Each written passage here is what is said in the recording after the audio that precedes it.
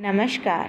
मैं डॉक्टर नीता चौहान, सहायक आचार्य राजनीति विज्ञान, राजकीय महाविद्यालय केकड़ी। स्टूडेंट्स, हम पढ़ रहे हैं पाश्चात्य प्रतिनिधि राजनीतिक विचारक के अंतर्गत जेरेमी बेंथम के उपयोगितावादी सिद्धांत के बारे में। पूर्व के वीडियो में हमने बेंथम द्वारा प्रतिपादित उपयोगितावादी सिद्धांत को पढ़ा और उसके उपयोगितावाद में मिल के द्वारा जो संशोधन किए गए थे उन्हें भी हमने देखा। आज हम इसी क्रम में पढ़ेंगे उपयोगितावाद के आधारभूत सिद्धांत कि जिस बेंथम ने जिस उपयोगितावादी सिद्धांत का प्रतिपादन किया था, वास्तव में वो उपयोगितावादी सिद्धांत क्या है। वास्तव में देखा जाए तो उपयोगितावाद एक ऐसी विचारधारा है जो कि यथार्थवादी धारणा पर अवलंबित है। यह विचारधारा प्रसन्नता और दुख, दो ऐसी प्रमुख वस्तुओं पर बल देता है जिन पर समस्त सामाजिक व्यवस्था आधारित होती है। उपयोगितावाद के प्रमुख सिद्धांतों को हम इस स्लाइड में देख सकते हैं। पहला है सुखवाद के सिद्धांत पर आधारित। सुखवाद के अनुसार मानव की नैसर्गिक ये प्रवृत्ति होती है कि वह सदैव जीवन में सुख प्राप्त करना चाहता है और दुखों से दूर रहना चाहता है। मनुष्य में बहुत सारी प्रवृत्तियां पाई जाती हैं, लेकिन सुख प्राप्त करने की इच्छा जो है वो उसकी सबसे प्रमुख प्रवृत्ति कही जा सकती है।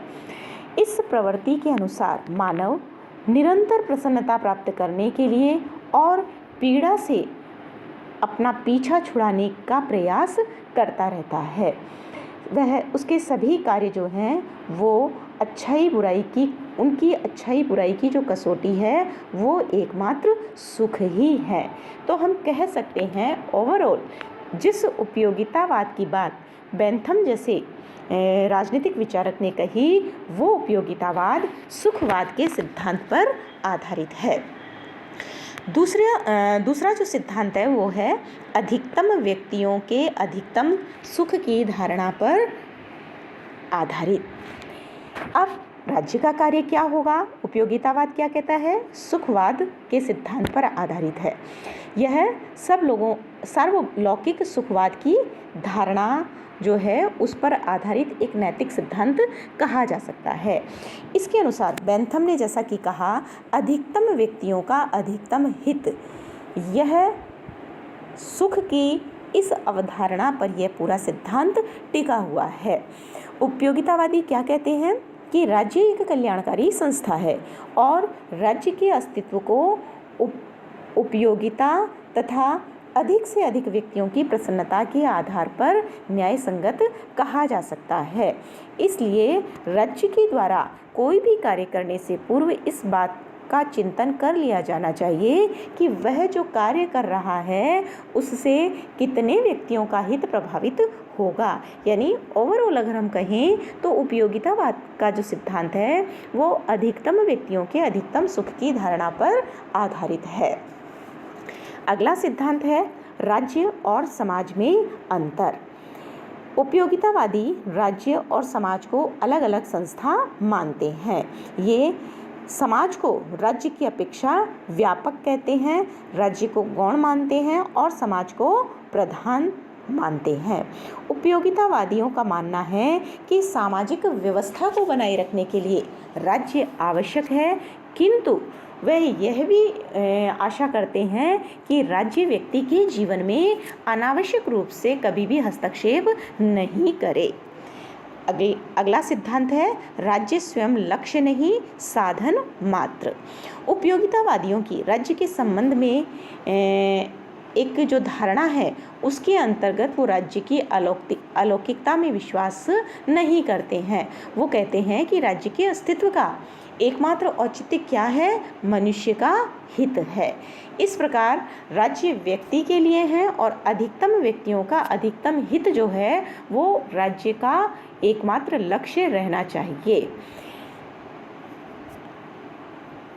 अगला सिद्धांत है यथार्थवादी सिद्धांत। उपयोगितावाद जो है वो पूरी तरीके से यथार्थवादी चिंतन है। यह एक तरीके से कहें कि काल्पनिक जगत में विश्वास नहीं करता और अपनी यथार्थवादिता के कारण ही यह सिद्धांत जो है वो सामाजिक समझौता सिद्धांत का उपहास भी करता है।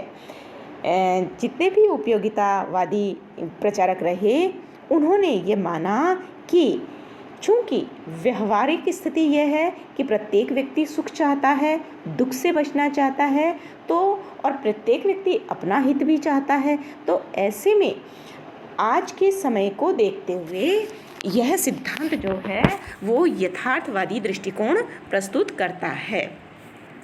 अगला सिद्धांत है सामाजिक सुधारों का समर्थक। यह सिद्धांत जो है उपयोगितावादी सिद्धांत यह समाज में सुधारों की बात भी करता है। एक तरीके से ये प्रगतिशील विचारधारा का पोषक है और समाज में जो रूढ़ियों के कारण या अन्य जो व्यवस्थाएं हैं उसके कारण पूरी की पूरी व्यवस्था जो थी वो समाप्त होने की कगार पर हो गई थी, तब इस उपयोगितावादी सिद्धांत ने समाज हित को मुख्य मानते हुए सामाजिक और आर्थिक सुधार हेतु कार्यक्रम प्रस्तुत किया। तो इस प्रकार से समाज में सुधारों का समर्थन करने वाला सिद्धांत कहा जा सकता है। अगला है संवैधानिक साधनों में विश्वास। उपयोगितावादी सिद्धांत जैसा कि हमने पूर्व में भी पढ़ा कि यह एक प्रगतिशील विचारधारा है और सामाजिक और आर्थिक क्षेत्र में यह विचारधारा जो है वो सुधार करना चाहती है और इसमें कहीं कोई क्रांति नहीं है बल्कि लोकतंत्र में दृढ़ विश्वास है और ये मानते हैं कि समाज का जो निम्न वर्ग है वो अधिकतम व्यक्तियों के अधिकतम हित के अनुसार राज्य को, सरकार को कार्य करने के लिए बाध्य कर सकता है और ये जो भी कार्य किए जाएंगे वो शांतिपूर्ण तरीकों से किए जाएंगे, यानी परिवर्तन भी हो लेकिन शांतिपूर्ण तरीके से परिवर्तन के पक्ष में है। अगला है समय के अनुसार परिवर्तित विचारधारा। उपयोगितावादी जो विचारधारा है वो समय के अनुसार परिवर्तित विचारधारा कही जा सकती है कि जैसे बेंथम ने माना कि परिमाणात्मक भेद होता है, गुणात्मक उसने भेद की कोई बात नहीं कही उपयोगितावाद में, लेकिन जब मिल आए तो उन्होंने संशोधन किया और उन्होंने मात्रात्मक के साथ साथ गुणात्मक भेद को भी स्वीकार किया। तो इस प्रकार ये विचारधारा ऐसी है कि जिसमें समयानुकूल परिवर्तन भी किए गए हैं। अगला सिद्धांत है राज्य की अपेक्षा शासन का सिद्धांत। उपयोगितावादी सिद्धांत जो है वो राज्य की बजाय शासन के सिद्धांत को महत्व देता है। यह राज्य का विकास कैसे हुए, राज्य का स्वरूप कैसा है, क्या होना चाहिए, इस प्रकार के प्रश्नों पर विचार नहीं करता, बल्कि इसका पूरा ध्यान जो है वो शासन व्यवस्था यानी शासन के कर्तव्य क्या रहेंगे, किस तरीके से शासन के द्वारा कार्यों को संपादित किया जाएगा, इस पर पूरा फोकस रहता है। तो उपयोगितावाद के जो प्रतिपादक थे बेंथम, उन्होंने भी दंड, न्याय, जेल आदि के संबंध में विस्तार से अपने विचार व्यक्त किए हैं क्योंकि ये शासन से संबंधित सिद्धांत रहा है। उपयोगितावादी सिद्धांत जिसके एक प्रतिपादक जिसको कहेंगे समर्थक बेंथम भी थे, उनके इस उपयोगितावाद की कतिपय आधारों पर आलोचना भी की जाती है। तो आलोचना के बिंदु क्या हैं? मनोवैज्ञानिक व नैतिक आधार त्रुटिपूर्ण। उपयोगितावादी जो थे उन्होंने व्यक्ति को केवल सुख के पीछे दौड़ने वाला एक स्वार्थी व्यक्ति माना है और इसे हम सही नहीं कह सकते। मानते हैं कि स्वार्थ मनुष्य के स्वभाव का एक तत्व है, लेकिन मानव स्वभाव का एकमात्र तत्व स्वार्थ को नहीं कहा जा सकता। व्यक्ति के जीवन में अनेक जटिल भावनाएं, प्रवृत्तियां होती हैं, उसके अंदर दया, क्षमा, प्रेम, मनोभाव भी होते हैं और चूंकि मनुष्य एक बौद्धिक प्राणी भी है जिसके सभी कार्यों के पीछे सुख दुख का अनुमान और परिणामों का लेखा भी रहता है, तो ऐसे में वास्तविक मनुष्य जो है वो भावुक भी है, तो कम विवेकशील भी है और सभी कार्य जो हैं वो केवल सुख की इच्छा से नहीं होते हैं। कई बार उसके कार्यों में त्याग भी होता है, परोपकार भी होता है, देश प्रेम की भावना भी निहित होती है। तो इस प्रकार से अगर मनोवैज्ञानिक व नैतिक आधार पर देखा जाए तो बेंथम का यह जो सिद्धांत है उपयोगितावाद, यह त्रुटिपूर्ण कहा जा सकता है। अगली आलोचना, अधिकतम व्यक्तियों का अधिकतम सुख मापन सरल नहीं। जैसा कि उपयोगितावादी सिद्धांत के अंतर्गत सुख और दुख का मापन किया गया है मापक पद्धति के माध्यम से, बेंथम ने जैसा कि बोला कि सुख और दुख दोनों को देखा जाएगा कि सुख कितने % और दुख, फिर सुख और दुख में से माइनस किए जाएंगे। अगर सुख बचता है तो फिर इसका मतलब है कि वो कार्य उपयोगी है और दुख बचता है तो वो कार्य अनुपयोगी है। लेकिन वास्तव में अगर देखा जाए तो ऐसी कोई मापक पद्धति नहीं है जिसके आधार पर सुख और दुख का मापन किया जा सके। तो इस प्रकार अधिकतम व्यक्तियों के अधिकतम सुख मापन की जो पद्धति बताई गई है वो कोई सरल कार्य नहीं है। अगली आलोचना की जाती है निम्न कोटि का भौतिकवाद। उपयोगितावादियों ने पूरा का पूरा चिंतन जो है वो सुख प्राप्ति के लिए किया है। मनुष्य एक नैतिक प्राणी है और मनुष्य के जीवन में नैतिक उन्नति भी उसका लक्ष्य रहता है और ऐसे में केवल अपने लिए सोचना, अपने सुख के लिए सोचना, दूसरों के बारे में कोई चिंतन नहीं करना, यह तर्कसंगत नहीं कहा जा सकता। इसे तो हम निम्न कोटि का भौतिकवाद की ही संज्ञा दे सकते हैं। अगली आलोचना है समाज व्यक्तियों की भीड़ नहीं। जैसा कि उपयोगितावादी समाज का जो चित्रण करते हैं उसमें वे व्यक्ति समाज जो है वो दूसरे व्यक्तियों से कोई संबंध नहीं रखता और केवल सुख की प्राप्ति की ओर प्रयत्नशील रहता है, जबकि राज्य और समाज जो हैं वो दोनों ही व्यक्ति के व्यक्तित्व के विकास के लिए आवश्यक हैं। केवल समाज के आधार पर हम शासन व्यवस्था का संचालन नहीं कर सकते, बल्कि राज्य जो है वो समाज को एक दिशा देने का कार्य करता है। अगली आलोचना है राज्य और सरकार एक नहीं। उपयोगितावादी अक्सर क्या करते हैं, राज्य और सरकार को एक ही समझ लेते हैं, लेकिन ऐसा नहीं है। दोनों के बीच में अंतर है। क्या अंतर है? सरकार जो है वो राज्य का अंग है, जबकि उपयोगितावादी क्या कहते हैं, सरकार को राज्य ही स्वीकार कर लेते हैं, जबकि ऐसा संभव नहीं कहा जा सकता। अगली आलोचना है स्वतंत्रता समानता को महत्व नहीं।